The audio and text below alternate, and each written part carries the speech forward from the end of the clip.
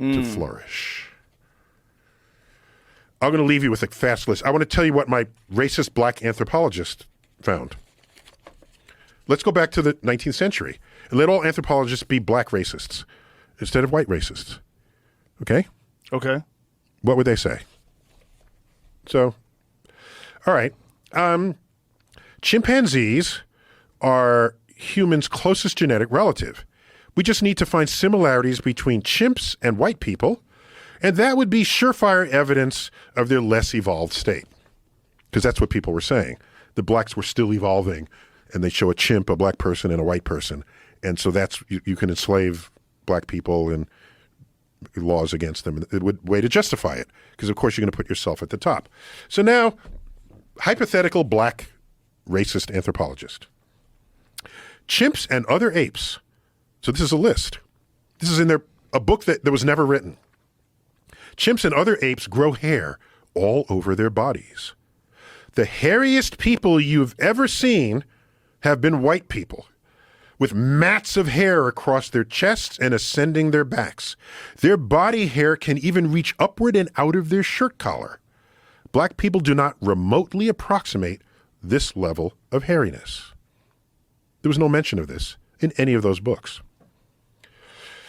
Distinct from their face, hands, and feet, part the hair of most chimpanzees the way they do to each other when checking for lice, and their skin color is white, not any shade of black or brown.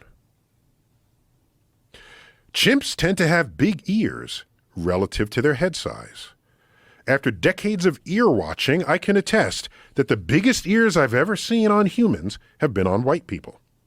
Have a look yourself next time you're in a crowded public place. Doubtless there's strong overlap, but the size of black people's ears can be as little as half the size of white people's ears. You might now ask about the famously large ears of President Barack Obama.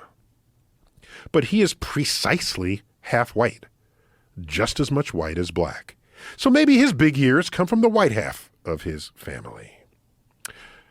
For most of the 20th century, Neanderthals were portrayed as stupid and brutish. Turns out, beginning in the 1990s, genetic research revealed that Europeans are between 1% and 3% Neanderthal. Africans, 0%. That can't be good for Europeans. Time to clean up that backward primitive image. Since then, published references to Neanderthals instead comment on what must have been their creative, artistic, inventive, and articulate ways, crafting sophisticated tools and technologies to shape their world. Look how easy it is to be racist. Let's continue. Chimpanzees invest quality family time pruning each other's hair. We've all watched them do this. Apparently, the lice they find must be tasty, because whoever plucks them from the other chimp's head also eats them. Ever hear of a lice outbreak among black children? Probably not. White children are 30 times more susceptible to lice infestation than are black children. The parasite simply likes to lay eggs in the hair of chimpanzees and white people more than on the hair of black people. This goes on. This is over. This could have been included, and they would have said, well, wait a minute, maybe all humans are together and chimps are something completely different. But they didn't go there. Their bias prevented their analysis of information that stares flat into their face. Okay? Here's one. I'm going to skip some here because I got to go. I got a plane waiting for me. I'm skipping some here. Ready? Yeah. This is one more from the chimp vault. I have others that are not chimp related. Here's one. Chimpanzees love to swing in trees. Apparently, so do suburban white children. They typically can't wait to build and live in a backyard treehouse.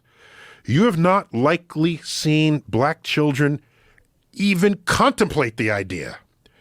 White people clearly want to return to their fully primitive state. This would be a racist black person, okay, from the 19th century, publishing, trying to find ways to enslave white people. That's a cosmic perspective. That's a, look, dude, this is what we were doing as humans to each other, not recognizing authentic diversity in who and what we are, trying to separate, to say, I'm better, I make the rules, and whatever rule I'm making, I'm going to put myself at the top. And you're not going to be at the top because you're different. Do you anticipate that as people get more education, more information, and as we evolve, that we'll stop doing that and we'll start recognizing the importance of diversity? I want to believe that. And that it's our strength? I want to believe that. I want to believe that too. I so want to believe that. Okay. Here it is. Then I really got to go. Okay. Last one. This is a quote, a short quote from Horace Mann, 200 years ago. I want this on my tombstone. I beseech you, nobody uses beseech anymore, I love it. I beseech you to treasure up in your hearts these my parting words. Be ashamed to die until you have won some victory for humanity. Our primal urge to keep looking up is surely greater than our primal urge to keep killing one another. If so, then human curiosity and wonder, the twin chariots of cosmic discovery, will ensure that starry messages, these are messages from science, from the sky, from the universe, continue to arrive. These insights compel us, for our short time on Earth, to become better shepherds of our own civilization. Yes, life is better than death. Life is also better than having never been born. But each of us is alive against stupendous odds. We won the lottery only once. We get to invoke our faculties of reason to figure out how the world works. But we also get to smell the flowers. We get to bask in divine sunsets and sunrises and gaze deeply into the night sky they cradle. We get to live and ultimately die in this glorious universe. That's a hell of a tombstone. Dude, I got to run. Thank you, sir. And one day I'll come back and just chill. We'll lift weights together. Okay. Wrestle a few rounds. Let's do it. You know. Thank you very much. Love it.